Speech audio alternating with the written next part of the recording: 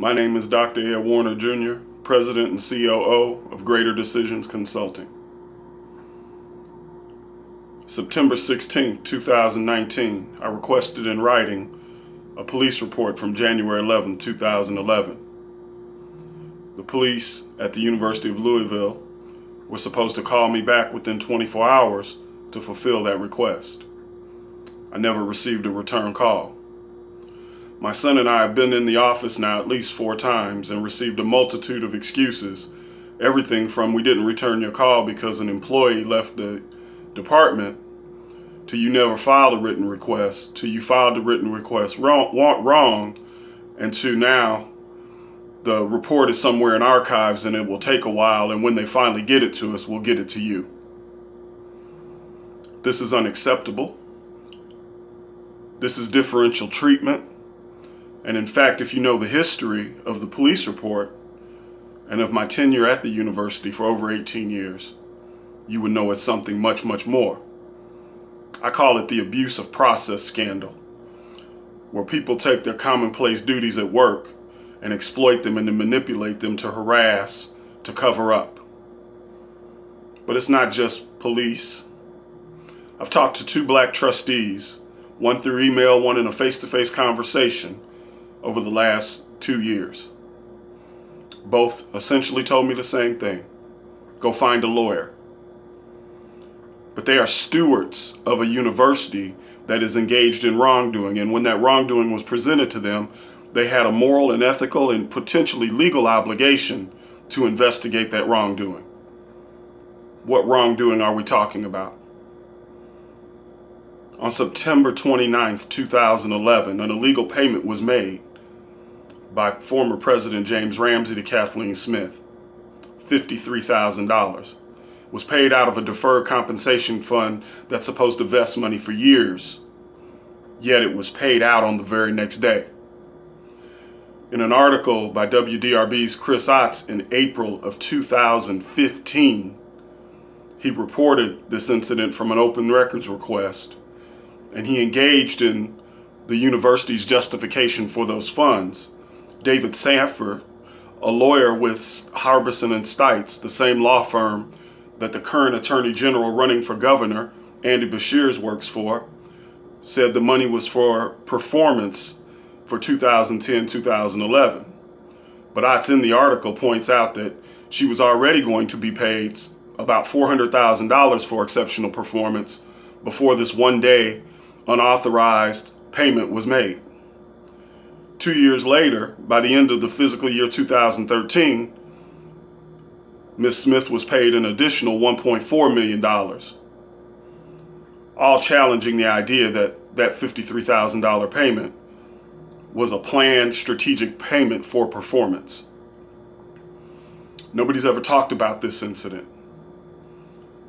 Not the 2 audits that have been done about the misuse of funds in the university foundation. Not when Governor Bevin decided to force former Vice President to resign, or Ramsey to resign. Not when Kathleen Smith was fired.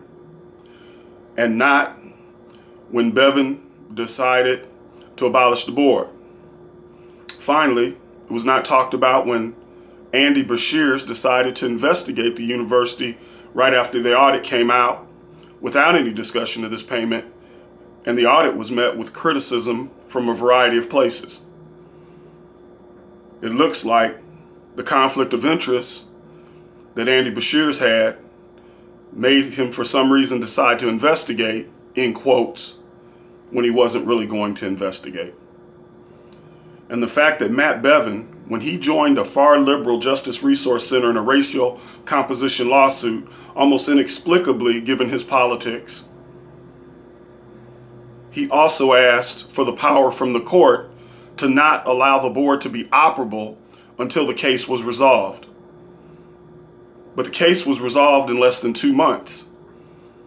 He left the board inoperable for almost 6 months, and then he disbanded the board. Could it be that he knew about Ramsey's crimes and he was worried that the board of trustees that was appointed by Steve Beshears was ready to investigate and remove Ramsey or have him arrested based on those crimes? GDC endorses no one for the governor's race until somebody steps up and takes responsibility for their actions. For Beshears, that means acknowledging the conflict of interest, appointing special prosecutor, before that immediately arresting Ramsey and Smith for their felonies in 2011, which include misuse of funds, embezzlement, fraud.